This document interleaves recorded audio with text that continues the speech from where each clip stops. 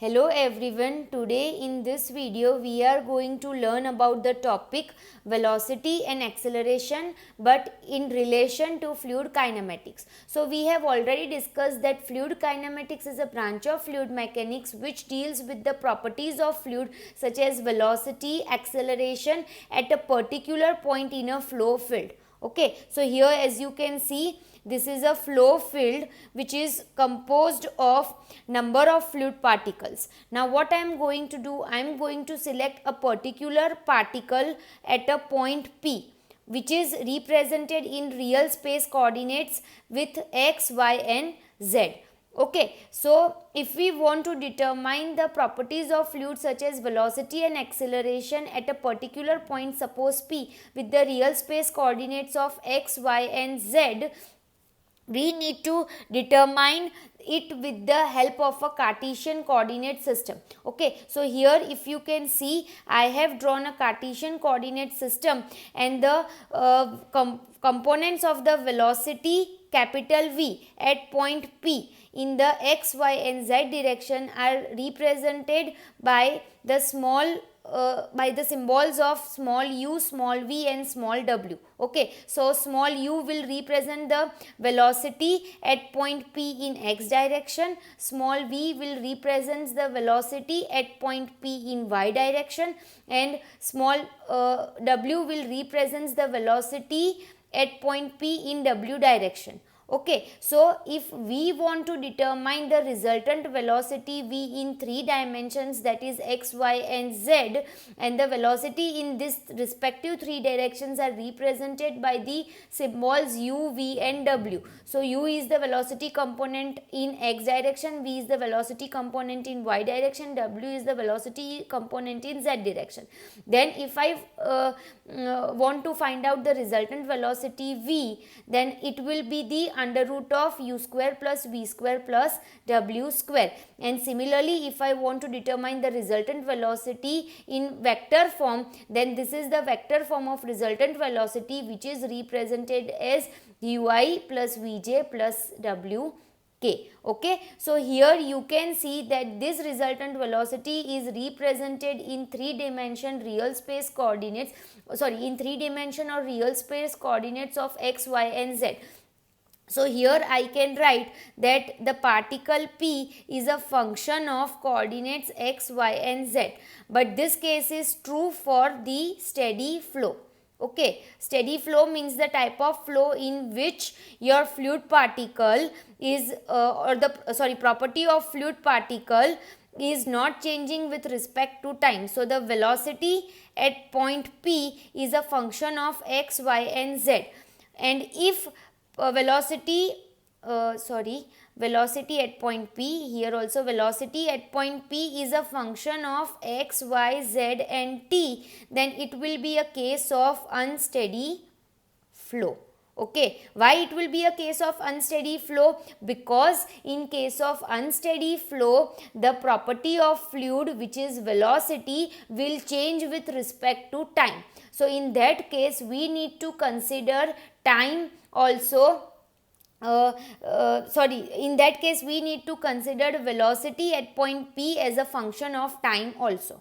Okay, so I think you are clear with the explanation of determining the velocity of a particular point in a flow field. Okay, so what we are doing in fluid kinematics? In fluid kinematics, we are determining the properties of a fluid particle such as velocity and acceleration at a particular point in a flow field, and that can be determined by considering that fluid particle in a real space coordinates, that is x, y and z, and its corresponding velocity components in x, y and z direction, which are represented by u, v and w. Okay, so in this way you can determine the resultant velocity of a particular point P in a flow field. Now let us discuss that how we can calculate the acceleration of a particle P in a flow field. Now we know that acceleration is nothing but rate of change of velocity with respect to time, that is rate of change of velocity with respect to time. So here again, if we want to determine the resultant acceleration of particle point P in real space coordinates, we need to determine the acceleration of particle at point P in x, y and z direction respectively. Okay, so let's just see that how we can do that. So here I am considering acceleration of a fluid particle a x, that is acceleration of a fluid particle point P in x direction. So it will be equals to rate of change of velocity in x direction, which is u divided by dt. Okay, so now converting this differential equation into the partial differential equation, or you can also call it as the applying chain rule of differentiation, what we will get? We will get del u by del x into dx by dt plus del u by del y into dy by dt plus del u by del z into dz by dt plus del u by del t. Okay, so here du by dt is the rate of change of velocity with respect to time in x direction, which is the acceleration in x direction. Now converting this acceleration into partial differential equation, or by applying chain rule of differentiation, we will get this equation: del u by del x into dx by dt plus del u by del y into dy by dt plus del u by del z into dz by dt plus del u by del t. See here why we have added this term del u by del t, because we are considering which kind of flow? We are considering unsteady flow. If we are considering steady flow, then this term, that is del u by del t, will be cancelled out or will not be added. Okay, but here right now we are taking a case of an unsteady flow, that's why we have added this term rate of change of velocity in x direction with respect to time, and it is, as it is changing with respect to time, it is a case of unsteady flow. Okay, now further, in place of, okay, I'll write del u by del x, but this dx by dt, what? It is the rate of change of coordinate x with respect to time, that will give us the component velocity u. Similarly, plus del u by this is del y into v plus del u by del z into w plus del u by del t. Okay, so this is the equation of acceleration in x direction. Similarly, I can write the equations of acceleration in y and z direction as ay is equals to del v by del x into u plus del v by del y into v plus del v by del z into w plus del v by del t. Okay, and similarly in z direction, az will be equals to del w by del x into u plus del w by del y into v plus del w by del z into w plus del w by del t. Okay, now moving further, right now I told you that we have considered this del v by del t, del w by del t and del u by del t components because we have considered which kind of flow? We have considered unsteady flow. But for steady flow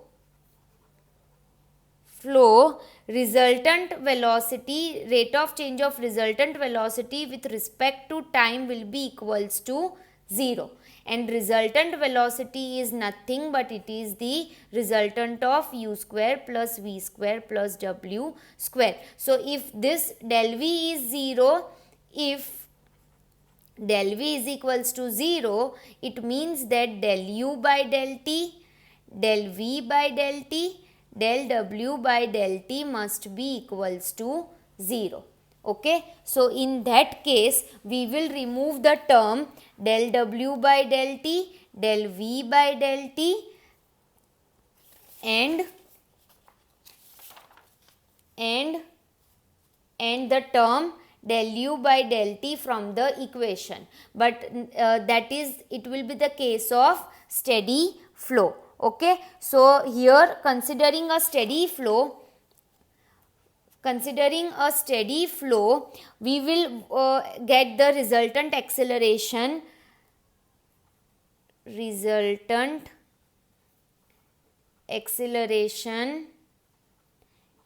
as A is equal, or capital A, we will denote it with capital A is equals to under root of ax square plus ay square plus az square, and similarly resultant acceleration in vector form is represented as under A is equals to axi plus ayj plus azk. Okay, so this is the resultant acceleration in vector form, and this is the without vector form, the resultant acceleration is determined as under root of ax square plus ay square plus az square. Okay, so what we did, okay, we calculated the resultant velocity and acceleration of a fluid particle P in real space coordinates x, y and z. Okay, which is the main what we can say, which is the main objective of the fluid kinematics branch. So fluid kinematics branch is a branch of fluid mechanics which will deals with the properties of fluids such as velocity, acceleration at a particular point in a flow field without considering the force which is causing the motion of the fluid. Okay, so once we get to know about the values of the components of velocity in x, y and z direction, that is the values of u, v and w, we can easily determine the resultant velocity at a particular point in a flow field. Okay, clear? Now after this there are two types of acceleration which exist in nature. Okay, so let's see which are those two types of acceleration. Types of acceleration. So first one is known as local acceleration.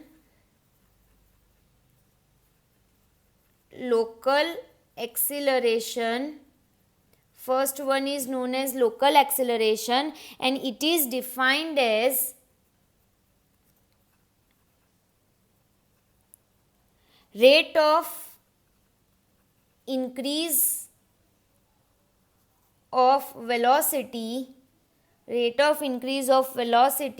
with respect to time at a given point in a flow field. Okay, it is defined as the rate of increase of velocity with respect to time at a given point in a flow field. So as we studied in this equation, okay, the rate of change of velocity with respect to time. So the terms del u by del t, del v by del t and del w by del t is known as local acceleration. Okay, so the terms, which terms are known as local acceleration? Del u by del t, del v by del t and del w by del t are the terms which represents local acceleration. Okay, so it is defined as the rate of increase of velocity with respect to time at a given point in a flow field. So if we considered a point P, okay, so and at point P we are considering its velocity v. So this is the resultant velocity, and the components of this resultant velocity in x, y and z direction are u, v and w. Okay, so the rate of increase of velocity with respect to time at a given point in a flow field is known as local acceleration. Okay, or instead of this, if you mentions del capital V by del t, then it is also known as local acceleration. Well, capital V is the resultant of velocity components u, v and w. Okay, so now moving to second type of acceleration, which is convective acceleration, and it is defined as rate of change of velocity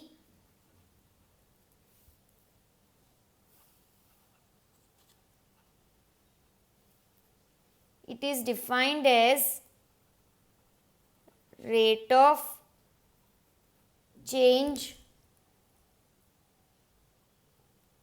of velocity due to change of position of fluid particle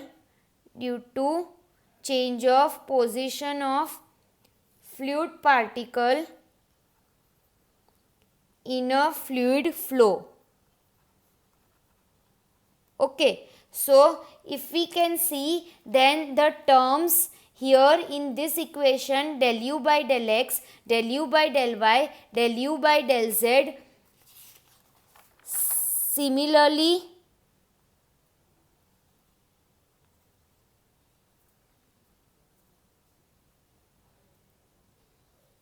del v by del x,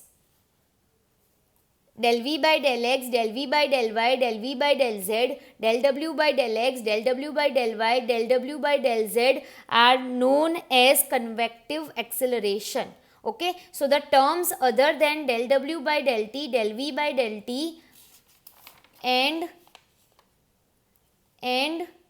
del u by del t are known as convective acceleration. Okay, so del u by del x, del u by del y, del u by del z, similarly del v by del x, del v by del y, del w by del y, then del w by del x, del w by del y, del w by del z are known as convective acceleration. Okay, so rate of change of velocity due to change of position of fluid particle.